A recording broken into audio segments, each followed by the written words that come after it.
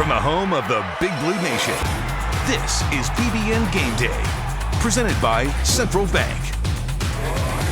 It's Tennessee Week. Welcome to BBN Gameday. I'm Mary Jo Perino. And I'm Christi Thomas. Listen, I don't know. I'm going to speak for both of us when I say we look ready for game day. You and yes, I think we are dressed and ready. 100%. Yeah, and game day is always the best day, of course. So today, we're going to get you ready for that big game. Everything you need to know about UK and Tennessee. That includes a look back at the rivalry's biggest moments and a conversation with safeties coach Frank Buffano. The Wildcats are looking for their first win over Tennessee since 2017, and their first win in Knoxville, Christi, since 1984. I feel good about it. The teams have played each other 115 times. That's good for third most in the SEC. The Cats have played the Vols every year except 1919, since 1919, except 1943, when it was World War II and neither team had a football team. So a win today would give Kentucky its 11th all-time win in Knoxville. Christi, you said you feel good about it. I do feel good about it, but do you remember the last time they went to Knoxville? It was in 2018, and they laid an egg. That was a really good Kentucky team that went down there, and they absolutely laid an egg. And I'll tell you that Mark Stoops has not forgotten that. Anybody on this coaching staff has not forgotten that. Anyone who played in that game has not forgotten that. That was a 10-win season. It was a perfect season, moving right along, and just went down there and absolutely laid an egg. So I don't think that same thing happens again this week. But here's what the coaches had to say. Well, they play good defense and really probably should be 3-0.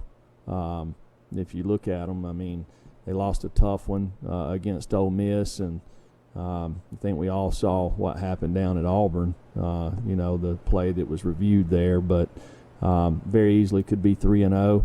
Have been one of the better teams in our conference for the last several years. They're committed to running the football. They believe in their plan. They're a physical team that's disciplined.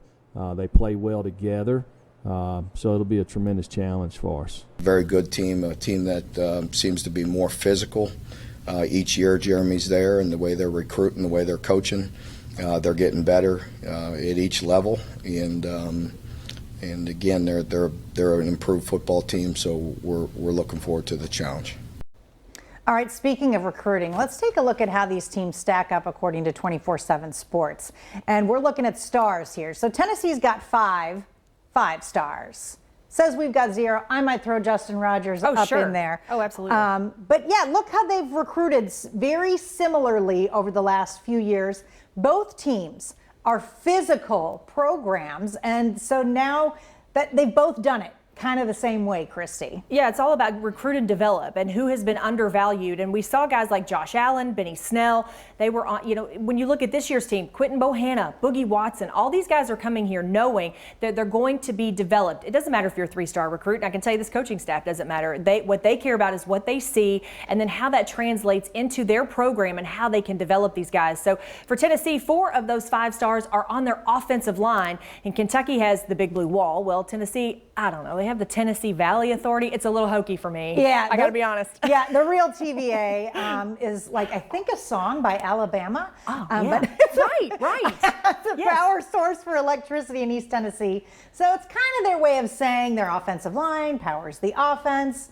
The Big Blue Wall is where it starts for Kentucky. I will take the Big Blue Wall any day of the week. And John Schlarman, absolutely. Oh my gosh, yeah, absolutely. Even so, the UT offense, they struggled against Georgia last week. You know, Kentucky did as well. The Vols had a grand total of -1 yard of rushing offense. That's because the running backs only carried for 36 yards, but then Tennessee gave up 5 sacks, -40 yards. Their longest run was just 8 yards. Tennessee's averaging about 130 yards on the ground and 225 in the air when it plays well. Jarrett Guarantano versus Kentucky. Listen, he's been good against the Cats, over 500 yards and 4 TDs.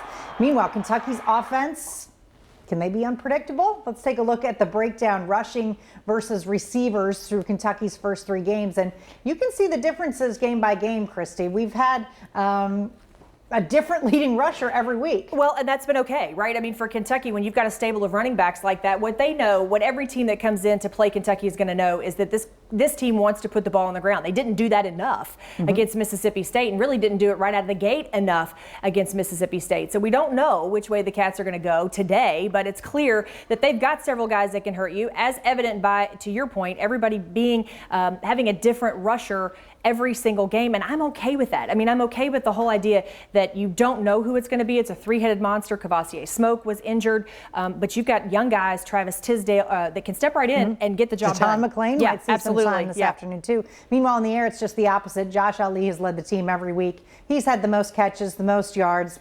Real drop-off after him. Alan Daly, Akeem Hayes, who really wants to be on the field, according to his Twitter. Yep. But all, of course, with much lower stats than Josh Ali. Now let's take a look at today's game day forecast. LEX 18 Chief Meteorologist Bill Meck is here. Bill, please tell me it's looking good down in Knoxville. Looking absolutely glorious. And if you remember last week, we were talking about the Lucky Tie. Well, the Lucky Tie is back again today because it won last week. So what we're talking about today, Kentucky at Tennessee. The only bad part of this day is it's at Knoxville. But beyond that, life is going to be terrific. Lots and lots of sunshine. Absolutely glorious day for football. Kickoff temperature, we're looking right around 60 degrees. We'll be into the mid-60s by the end of the game as the Cats win. Everything glowing, and we can get rid of that disgusting orange. I knew Bill was smart. it. When you got good juju with the tie, you keep it going. Yes. You stick with the juju. No What doubt. a perfect day for football. Yes. All right, coming up next on BBN Game Day, my conversation with safeties coach Frank Buffano. He'll talk about how his guys are gearing up for this big game.